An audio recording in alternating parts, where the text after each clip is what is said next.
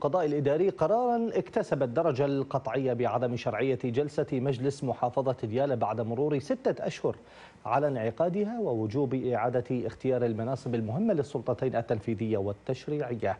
هذه العنبكي والتفاصيل. بعد نحو 6 أشهر على عقد جلسة مجلس محافظة ديالى التي حسمت اختيار المناصب المهمة للسلطتين التنفيذية والتشريعية، أصدرت محكمة القضاء الإداري قرارها الأخير الذي اكتسب الدرجة القطعية، والمتضمن عدم شرعية الجلسة وإعادة اختيار المناصب من جديد. النائب الأول للمحافظ أولى المناصب التي حسمت بعد إعادتها من التحالف الكردستاني إلى التحالف الوطني. باشرنا اليوم مهام عملنا كنائب محافظ أول بموجب أمر قضائي صادر من محكمة القضاء الإداري اكتسب الدرجة القطعية، وأعتقد اليوم التشكيلة الحكومية القادمة هي اللي تفرز الكتل والمناصب التشريعية والتنفيذية بالحكومة القادمة.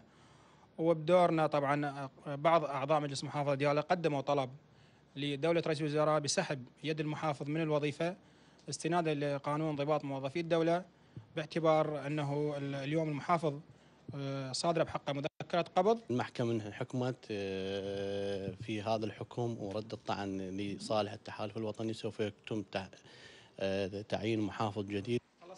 وعقب قرار المحكمة فإن 3 كتل عقدت جلسة بحضور 18 عضوا من أصل 29 يمثلون عراقية ديالى والتحالفين الوطني والكردستاني. أعضاء المجلس أعلنوا الاتفاق على إحداث تغييرات في المناصب التنفيذية والتشريعية، منها منصب المحافظ، وإناطته إلى شخصية أخرى من الكتلة ذاتها وهي عراقية ديالى. تم عقد اجتماع بحضور 18 عضو ويشكلون أغلبية في مجلس محافظة ديالى، وتم الاتفاق على أن يكون منصب المحافظ من عراقية ديالى ويكون رئيس المجلس من التحالف الوطني وبحضور التحالف الكردستاني. تم عقد جلسة في مجلس المحافظة وقد تم الاتفاق مع الكتل العراقية وباقي الكتل الأخرى على تشكيل محافظ جديد بدلا عن الدكتور عمر الحميري، وذلك تم الاتفاق حول تقديم مرشحين من قبل الكتلة العراقية مع الاتفاق مع التحالف الوطني، وإن شاء الله سوف ذاهبين في هذا الموضوع وسوف نشكل الحكومة بأسرع وقت ممكن.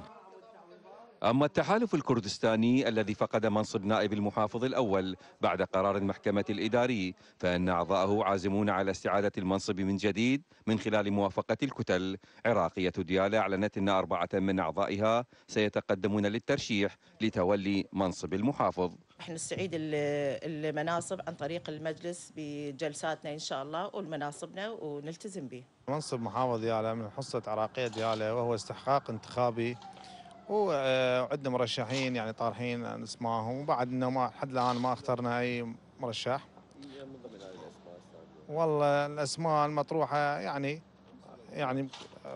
3 أو 4 اسماء مطارحه انفسها للترشيح، وهذا يعني كل من حقه انه يرشح على هذا المنصب اليوم، لكن ننتظر قياداتنا في بغداد أنها تقسم الموضوع. اتفقت الكتل السياسية أم اختلفت بشأن إحداث تغييرات في المناصب المهمة للسلطتين التشريعية والتنفيذية لمحافظة ديالى، لكن الأهم وفقا لمراقبين تفعيل القرارات المهمة بطريقة سلمية بعيدا عن تأثيراتها على المشهد الأمني.